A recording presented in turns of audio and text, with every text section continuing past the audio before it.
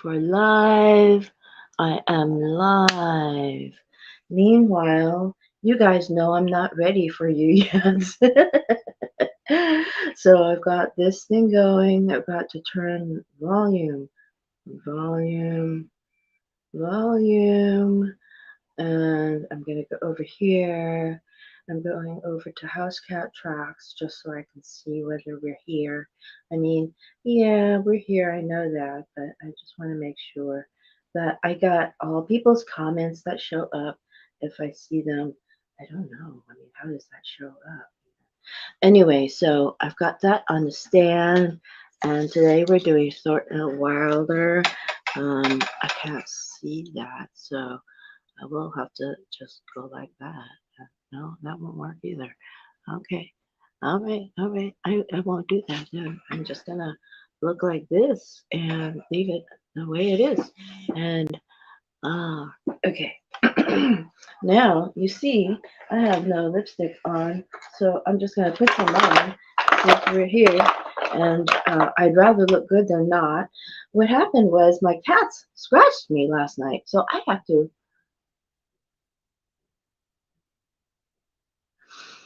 to conceal a couple of big spots on my face that um, got scratched. My cat perforated my skin a little bit, not too much, but that's all I'm gonna do. Lipstick and do I have earrings on? Yes, I do have earrings on. Glasses on. Glasses may help me today. I may be able to read better. And today we are going into three plays: Thornton Wilder, Thornton Wilder, Thornton. You see it on the screen.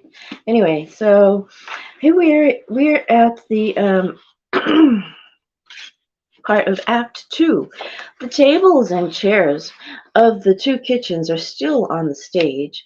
The ladders and the small bench have been withdrawn. The stage manager has been at his accustomed place watching the audience return to its seats. Stage manager. 3 years have gone by. Yes, the sun's come up over 1,000 times. Summers and winters have cracked the mountains a little bit more, and the rains have brought down some of the dirt. Some babies that weren't even born before have begun talking regular sentences already, and a number of people who thought they were right young and spry have noticed that they can't bound up a flight of stairs like they used to without their heart fluttering a little. All that can happen in 1,000 days. Nature has been pushing and contriving in other ways too. A number of young people fell in love and got married. Yes, the mountains got a bit away a few fractions of an inch, millions of gallons of water went by the mill, and here and there a new home was set up under a roof. Almost everybody in the world gets married. You know what I mean? In our town, there aren't hardly any exceptions. Most everybody in the world climbs into their graves married. The first act was called The Daily Life. This act is called Love and Marriage. There's another act coming after this. I reckon you can guess what that's about. So, it's 3 years later. It's 1904. It's July 7th, just after high school commencement. That's the time most of our young people jump up and get married.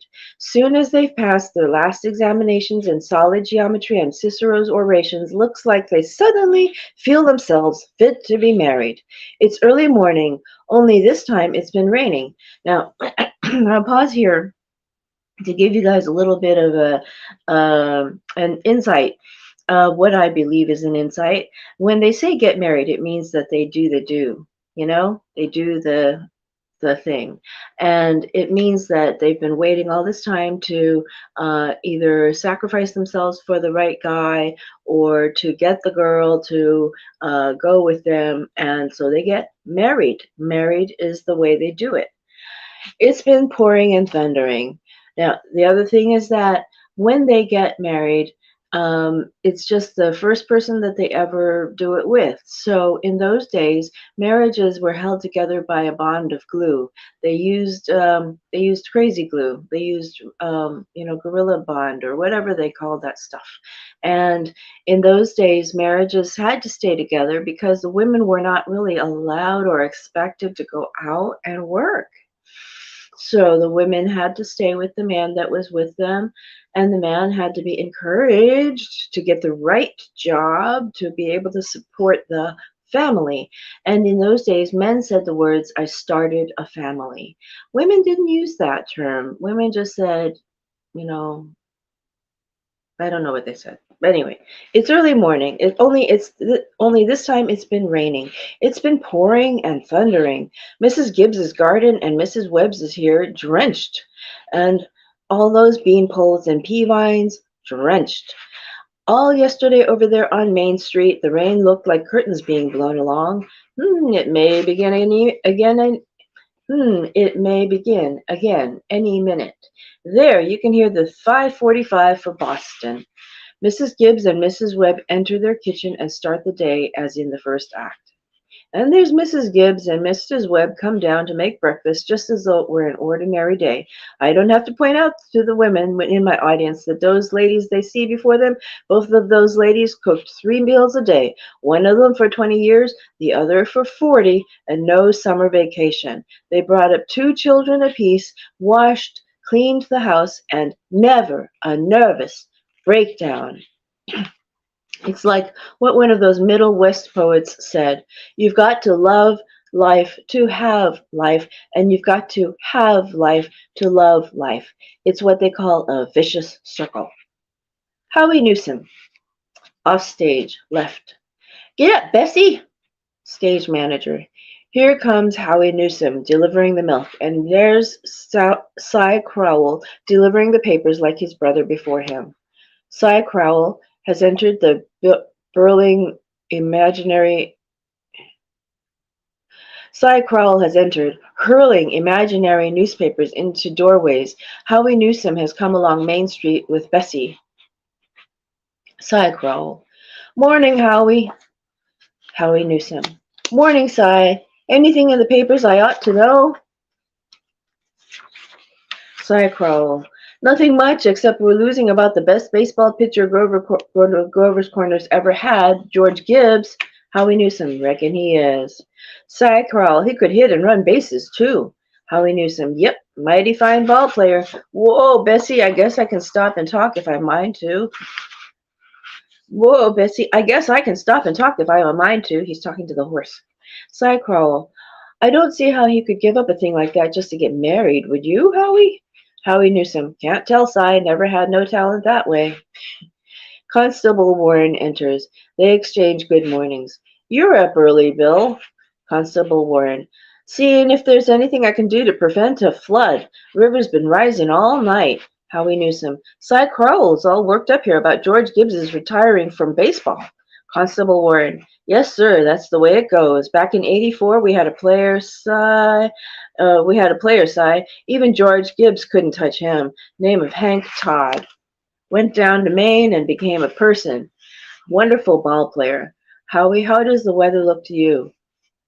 Howie Newsom, oh, 'tain't bad. Think maybe it'll clear up for good. Constable Warren and Cy Crowell continue on their way. Howie Newsom brings the milk first to Mrs. Gibbs's house. She meets him by the trellis. Mrs. Gibbs, good morning, Howie. How do you think it's going to rain again? Do you think it's going to rain again? Howie Newsom, morning, Mrs. Gibbs. It rained so heavy I think maybe it'll clear up. Mrs. Gibbs, certainly hope it will. Howie Newsom, how much did you want today? Mrs. Gibbs, I'm going to have a house full of relations, Howie. Looks to me I'll need 3 of milk and 2 of cream. Howie Newsom, my wife says to tell you we both hope they'll be very happy, Mrs. Gibbs. No, they will. Mrs. Gibbs, thanks a lot, Howie. Tell your wife I hope she gets there to the wedding. Tell your wife I hope she gets there to the wedding, GITS. Howie Newsom, yes, she'll be there. She'll be there if she can, KIN. Howie Newsom crosses to Mrs. Webb's house. Mrs. Webb's house. Morning, Mrs. Webb. Mrs. Webb. Oh, good morning, Mr. Newsom. I told you 4 quarts of milk, but I hope you can spare me another. Howie Newsom. Yes, and the 2 of cream. Mrs. Webb. Will it start raining again, Mr. Newsom? Howie Newsom. Well, just saying to Mrs. Gibbs that's how it might lighten up. Mrs. Newsom told me to tell you how we hope they'll both be very happy, Mrs. Webb. No, they will. Mrs. Webb, thank you. And thank Mrs. Newsom, and we're counting on seeing you at the wedding. Howie Newsom. Yes, Mrs. Webb. We hope to get there. Couldn't miss that. Come on, Bessie. Exit Howie Newsom. Dr. Gibbs descends in shirt sleeves and sits down at his breakfast table. Dr. Gibbs. Well, Ma, the day has come. You're losing one of your chicks. Mrs. Gibbs. Frank Gibbs, don't you say another word. I feel like crying every minute. Sit down and drink your coffee. Dr. Gibbs. Groom's up shaving himself, only there ain't an awful lot to shave, whistling and singing like he's glad to leave us. Every now and then he says, I do, to the mirror, but it don't sound convincing to me. Mrs. Gibbs. I declare, Frank, I don't know how he'll get along. I've arranged his clothes and seen to it he's put warm things on. Frank, they're too young. Emily won't think of such things. He'll catch his death of cold within a week. Dr. Gibbs. I was remembering my wedding morning, Julia. Mrs. Gibbs. Now don't start that, Frank Gibbs. Dr. Gibbs. I was the scaredest young fella in the state of New Hampshire. I thought I'd make a mistake. I thought I'd made a mistake for sure. And when I saw you coming down that aisle, I thought you were the prettiest girl I'd ever seen. But the only trouble was that I'd never seen you before. There I was in the Congregational Church, marrying a total stranger. Mrs. Gibbs. And how do you think I felt? Frank, weddings are perfectly awful things. Farces, that's what they are. She puts a plate before him. Here, I've made something for you. Now, this is something that I find strange because as a person from China, I came from a culture of where people got married with arranged weddings and they didn't know each other before they got married. And so I am surprised to come across this in a play of something in the United States in 1904, that there would be people, not from 1904, but from the 1880s, in the 1880s, that people would get married to total strangers. I see that it's not just a Chinese thing and it's not just an East Asian thing, that people would get married to total strangers through arranged marriages. She puts a plate before him. Here, I've made something for you. Dr. Gibbs. Why, Julia Hersey, French toast. Mrs. Gibbs. 'Tain't hard to make, and I had to do something. But pause. Dr. Gibbs pours on the syrup. Dr. Gibbs. How'd you sleep last night, Julia? Mrs. Gibbs. Well, I heard a lot of the hours struck off. Dr. Gibbs. Yes, I get a shock every time I think of George setting out to be a family man. That great gangling thing. I tell you, Julia, there's nothing so terrifying in the world as a son. The relation of father and son is the darndest, awkwardest. Mrs. Gibbs. Well, mother and daughter's no picnic, let me tell you. Dr. Gibbs. They'll have a lot of troubles, I suppose, but that's none of our business. Everybody has a right to their own troubles. Okay, so we are on page 56 in the Three Plays of Our Town, Three Plays by Thornton Wilder, and we are in Our Town. This is the start of Act 2, and we're about to get a wedding in the picture. Okay, so I will see you again tomorrow, and hopefully my cuts from the face will clear up a little bit. Tomorrow will be Miscellaneous Monday. We're going to do some Marcus Aurelius meditations. Okay, all Kinderhook.